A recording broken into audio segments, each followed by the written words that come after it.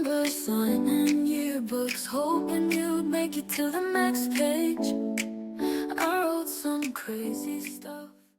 All right, what's up? This is Short Story Long. I'm your host, John W. Snyder. This is episode 1, and I do have a trailer up for this episode, and we are going to talk about nostalgia. We're going to talk things I find funny in the world, things I found funny when I was a kid, because I think one thing we can all relate to is stuff that's funny, for one, but also nostalgia. Things from the past, scents, like things we remember we smelled as a kid, and then if you smell, like, this is gonna sound weird, but as an adult now, I'll smell something and be like, I remember my grandparents' house having that smell when I was 10, or something like that. Things that like jog those memories. And I get it. Some of us, we don't want to think about our past and remember our past and our childhood because it may have been traumatic and not fun and really tough. And I was fortunate that that was not the case for me. I loved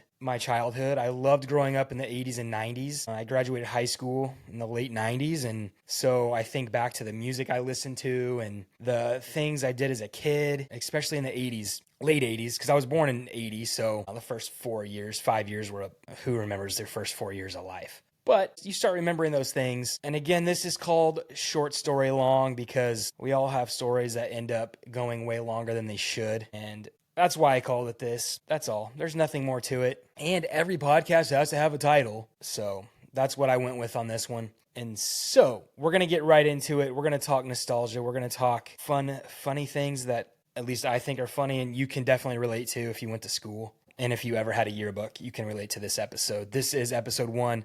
And I'm calling it Yearbooks, mainly because I was thinking back on my high school yearbooks and the things people wrote in my yearbooks. Some of the things were the weirdest, most unhinged, wildest things. And I went to a private Christian school, and so some of the things are hilarious, and I look back and I'm like, okay, interesting. And so all I'm going to do is I printed off some of them that were written in my yearbooks from freshman, sophomore, junior, senior year of high school. And so that's the setting, late 90s, a private Christian school. I graduated with 47 kids. So there were not a lot of kids in my class. Everybody knew everybody's business. It didn't matter. There's stories I'm not going to tell because I don't need to, but everybody knew everybody's business at my school. We laughed when we were kids. Still have a great group of guy friends who, there's like 5 of us, 6 of us. We get together whenever we can. Some of us live elsewhere. For instance, I live in California, and I grew up in Oklahoma. And so most of them still live in Oklahoma City, Oklahoma, but I live in California. One of our buddies lives in Texas. And so we still get together, we still have fun, but we always joked like, growing up nobody had cell phones. A few of my friends had pagers, which was awesome. I never had a pager, but you know who did. And if you needed help, you just paged them and said 911 and they would call you or whatever, however that worked, And so, but our moms always knew what we were up to. It was wild. I don't know how our moms had this network or this intuition, but just for instance, this is about my mom. I had a buddy over, and my brother is 11 years older than me, and he used to hunt and was a big outdoors guy, hunting, fishing, all of that. It's Oklahoma, so you had guns. Everyone has guns. But I don't know, my brother was probably 25 at the time. I don't know why he was even, remember. I might have been in junior high, somewhere around that time, with a buddy. We were over. My mom was gone. My mom was working. My dad was working. That's also how it worked, like, as a kid. I remember in 4th grade, I'd come home and unlock the door, lock the door, call my mom at work. Mom, I made it home. And my mom would be like, okay, I'll be home in an hour. Stay inside. Don't go outside. Don't open the door for anybody. Da-da-da-da. And so that's how we grew up. No cell phones, nothing. My brother got this idea like, hey, let's go shoot some guns off this bridge into a river. I'm like in junior high, 6th grade, maybe 5th, 6th grade. Me and my buddy are like, yes, absolutely. And so we go out. My mom somehow found out that we were up to no good. I don't know how. I don't know who tipped her off, but that's how we grew up in the 80s and 90s. Like, at least with my mom, she knew what was happening before we even knew what we were going to do. It's wild. Anyways, I got a lot more stories about that, and that's why this is called Long Story Short. But today I wanted to talk about yearbooks, and I think it's so funny looking back at yearbooks and what people wrote in my yearbooks, because as I was looking through this and looking at what people wrote, I'm like, I don't have a clue what I wrote in anybody's yearbooks. I couldn't tell you what I wrote in someone's yearbook, because I mean, I probably signed, I don't know, 50 yearbooks, like something like that every year. Have a great summer. See you next year. Hope to see you this summer. Whatever. I don't know. I'm sure there's also some ridiculous stuff I wrote, but some of the ones that I wanted to read out and just mention real quick here. Not real quick. Long story short, right?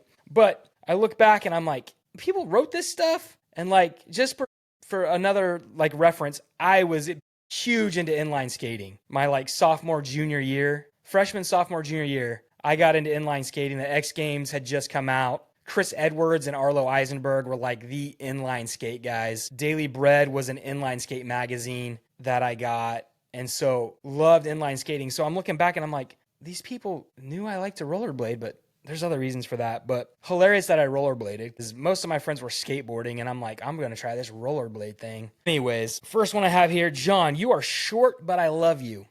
Reference? I was 4'9" when I got my driver's license, 95 pounds. I can now say I'm 6 feet tall with shoes on.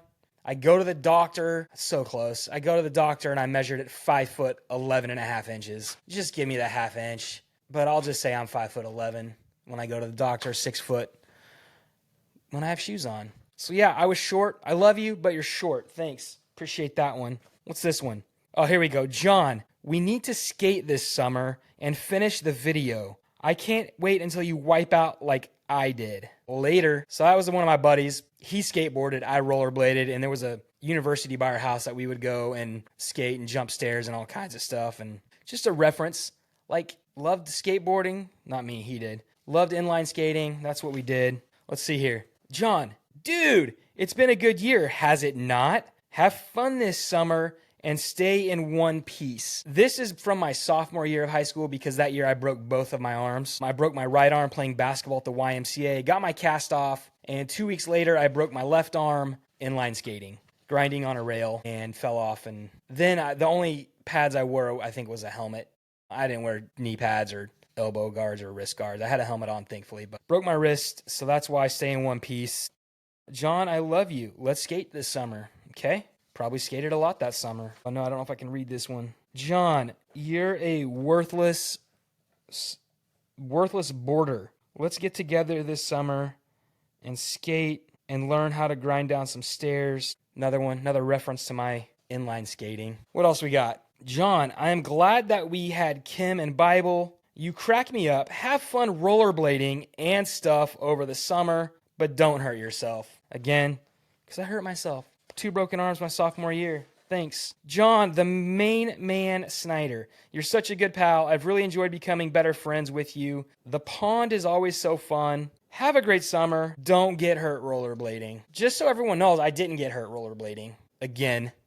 Okay? And then my favorite, Senior 98, we outie. And they spelled outie, O-U-T-T-E. I just think it's funny with the nostalgia thing to go back to look at things that people said, people wrote, and it kind of jogs your memory of like, oh, I do remember that time. I do remember when I broke my arm. So the first time I broke my arm, I was playing basketball at the YMCA. This is a true story. It was 1st of February. It was like 5 degrees outside. So my buddy and I that lived in the neighborhood, we would go play pickup basketball at the Y. And, you know, it's pick up, whatever. You pick teams, try to make it fair. As fair as you can. Remind you at this time, I was 15, not even 4'12" yet. I was 4'9", and I could shoot. I definitely could shoot the ball. That was about it.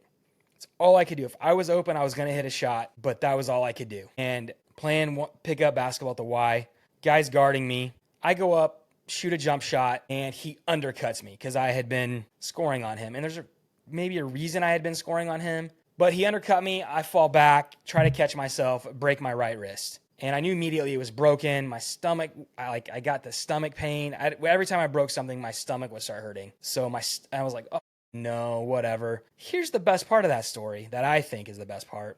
The guy who undercut me was a little person, okay? And he was wearing a Muggsy Bogues jersey. I can't make this up. Muggsy Bogues was a player in the 90s. He was 5'2", something like that. So that made it hilarious to me that the guy who broke my arm was a little person wearing a Muggsy Bogues jersey, who Muggsy Bogues at that time was the smallest player in the NBA. Hilarious to me. Anyways, whatever. I get my cast. I'm in a cast for like 6 weeks. It was a pretty bad break. No surgery or anything. Get my cast off, and it's off for 2 weeks. I'm at this park. I'm rollerblading, and of course, my buddy in the neighborhood is like, dude, we can grind this rail, okay? Because we could jump stairs, fine, all that. Great, I'm gonna try it. First time did okay, didn't fall. Second time, I'm like, I'm gonna go a little faster.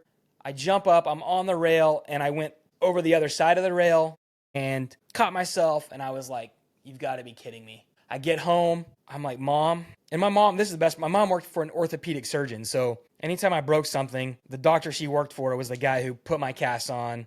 That's where I got my x-rays, set my arm the first time I broke it, which was in first grade, but this was my sophomore year, the third time.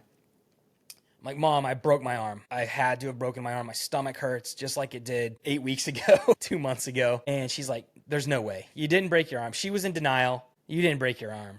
And this was a Sunday night. She's like, sleep on it. You know, we'll see what happens in the morning. We'll see how you feel in the morning. I wake up in the morning and I'm like, Mom, it feels no better. It might feel a little worse. We've got to get this thing x-rayed.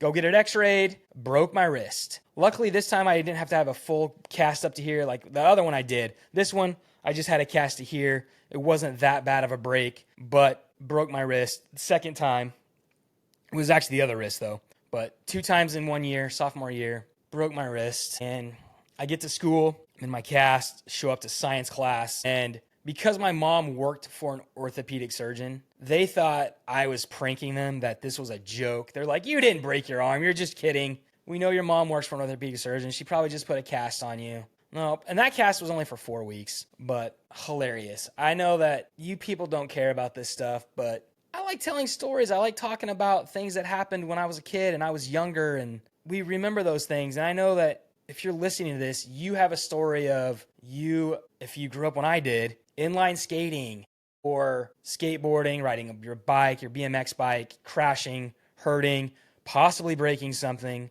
We can all relate. Nostalgia is something we can all relate to, and that's why I want to talk and tell stories about things that happened, and that's why, I called this one yearbook, because of some of the stuff people wrote in my yearbook. And I have other things that people wrote, and it just makes me laugh, like the things we wrote in yearbooks. And I wonder if it's because, I don't think my parents ever read what people wrote in my yearbooks. And there's nothing bad in them, but some of the stuff you're just like, I just don't know. Did that happen? Did parents read what other kids wrote in their kids' yearbooks? Probably not. I don't remember my parents reading my yearbook and what people wrote. So I just wonder what some of the other things in other people's yearbooks say. And so but again, I can't remember what I wrote in anyone's yearbooks. But if you went to school with me, pull out your yearbooks, let me know what stupid thing I said, what I said about you or whatever, because I would like to know.